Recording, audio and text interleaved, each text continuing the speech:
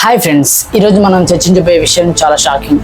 ఒక travel blogger మరియు YouTuber అయిన జ్యోతి మల్హోత్రా అనే అమ్మాయి అరెస్ట్ అయింది. ఆమెను హర్యానాలోని హిజర్లో పోలీసులు పట్టుకున్నారు. పోలీసు చెప్పింది ఏంటంటే ఆమె పాకిస్తాన్కు సమాచారం పంపిందట. జ్యోతి డెస్సీ ఇండోజో అనే పేరుతో యూట్యూబ్ ఛానల్ రన్ చేస్తుంది. ఆమె చాలా దేశాలకు టూర్స్కి వెళ్ళింది. పాకిస్తాన్ కూడా వాటిలో ఒకటి. అక్కడ ఆమె పాకిస్తానీ వ్యక్తిని కలిసింది. అతడి పేరు దానిష్, అసలు పేరు అహ్సాన్ ఊర్ రహీం అని చెప్పబడింది. ఇండియాకి తిరిగి వచ్చిన తర్వాత కూడా అతనితో వాట్సాప్, టెలిగ్రామ్, స్నాప్చాట్ లాంటి యాప్స్లో మాట్లాడింది.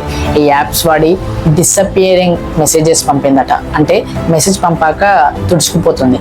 సో పోలీసులు చెప్తున్నారు జ్యోతి పాకిస్తాన్ నుండి ఇన్స్ట్రక్షన్స్ తీసుకుంటుంది.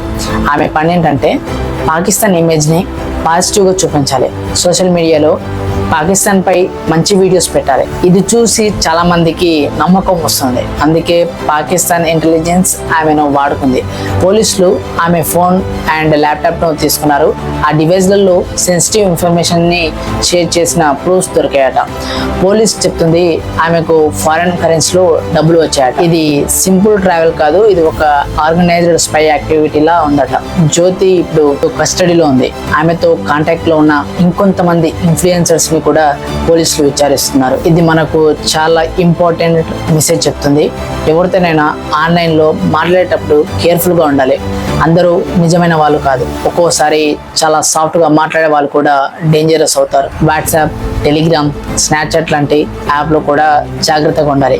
ఇవి సేఫ్ అనుకున్న మిస్యూజ్ అయితే మనకు ప్రాబ్లమ్స్ వస్తాయి. ఇప్పుడు మీరు ఒక స్టూడెంట్ కావచ్చు, జాబ్ చేస్తుండొచ్చు, ఇన్ఫ్లుయెన్సర్ కావచ్చు. ఒక విషయం గుర్తుపెట్టుకోండి, మీ కంట్రీ గురించి ఎవరైనా అడిగితే అలా షేర్ చేయొద్దు. ఇది ఇండియా భద్రతకు సంబంధించిన విషయం. అందుకే జ్యోతి మీద అఫీషియల్ సీక్రెట్ యాక్ట్ పెట్టారు. ఈ కేసు ఇంకా ఎంక్వైరీలో ఉంది. ఇంకొన్ని షాకింగ్ ఫ్యాక్ట్స్ బయటికి రావచ్చు. మనం యూట్యూబ్, ఇన్స్టాగ్రామ్, స్నాప్చాట్లో ఎంత యాక్టివ్గా ఉన్నా మన బ్రెయిన్ కూడా అంతే యాక్టివ్గా ఉండాలి. ఏమైనా షేర్ చేసే ముందు 2 సార్లు ఆలోచించండి. ఇలాంటి రియల్ స్టోరీస్ మీకు తెలపడం నా కర్తవ్యంగా ఫీల్ అవుతున్నాను. మీకు ఈ వీడియో యూస్ఫుల్ అయితే ప్లీజ్ లైక్ చేయండి అండ్ మీ ఒపీనియన్ కామెంట్లో రాయండి.